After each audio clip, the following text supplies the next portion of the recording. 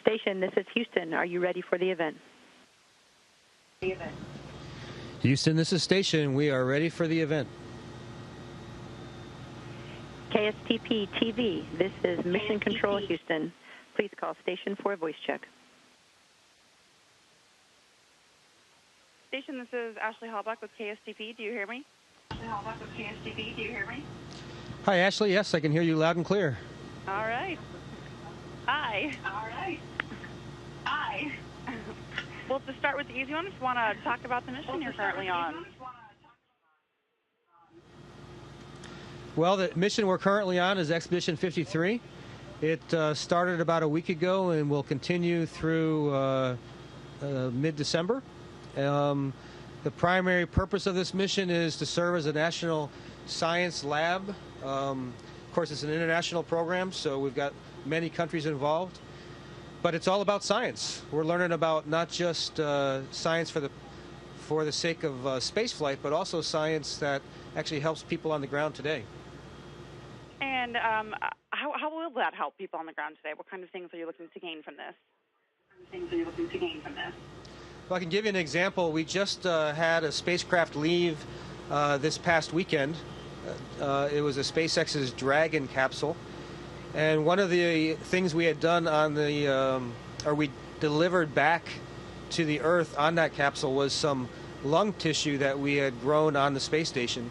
The hope is that those cells will help fight cancer in the future. Wow, that's really exciting. So you've gone on a few other missions. How does this one compare to others you've been on? The other missions I've been on have all been on the ground.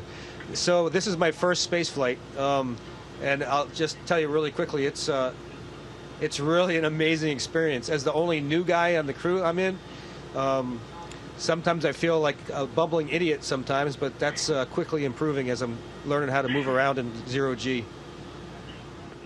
That's very exciting. You are from Minnesota. Talk a little bit about how you've gone to high school here, you went to college here, how that helped shape you to eventually do what you're doing right now, be up in space.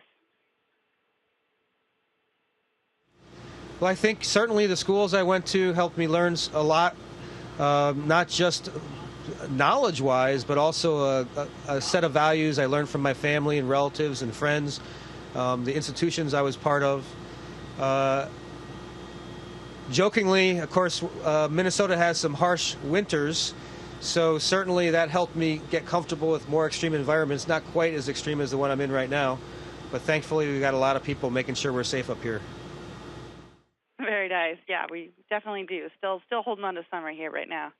Do you have any message to Minnesotans, younger Minnesotans here that hope to eventually one day also, be a part of NASA and go up into space? I'd say figure out what you love to do and then find a way to do it. For people that are really wanting to become an astronaut, it's a hard thing to achieve. Very many people want to do it and very few get the opportunity. But regardless, you can be a success if you do something you enjoy doing, so the path is something that's successful, not just the final destination. And also, I think NASA tends to hire people that are being very successful, and if you're doing something that you love, your chances of being successful at it are much higher. Yeah, that's great advice. I'm just trying to think. We talked about winters here. Any other stories about Minnesota and being up in space that telling other people, or just other connections?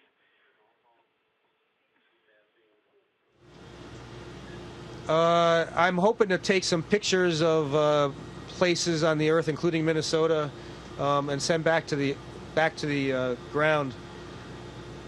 So that'll be kind of fun. Of course, I've got to do so. That takes some planning because we travel over pieces of the planet very quickly. So I'm hoping to make that happen. Sure. Yeah, that would be very cool.